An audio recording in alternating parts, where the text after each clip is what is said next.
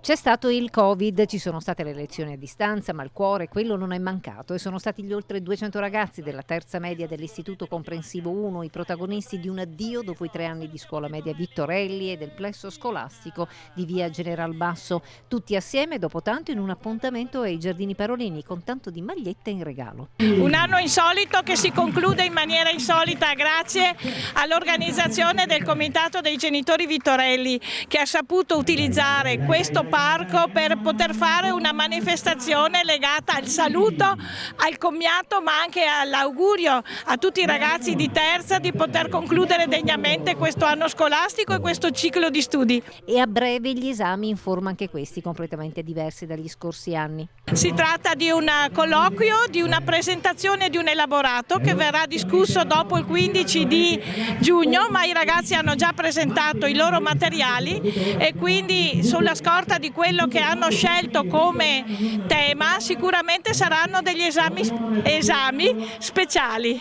Sorrisi, commozione e tanta voglia di ricominciare.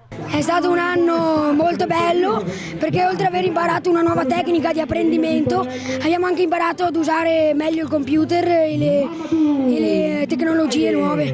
Mi dispiace molto ma devo lasciare, però non è un addio ma è un arrivederci. Si dice che per chi chiude una porta con un'esperienza forte per tutti quest'anno è pronto ad aprirsi un portone verso il futuro e la vita.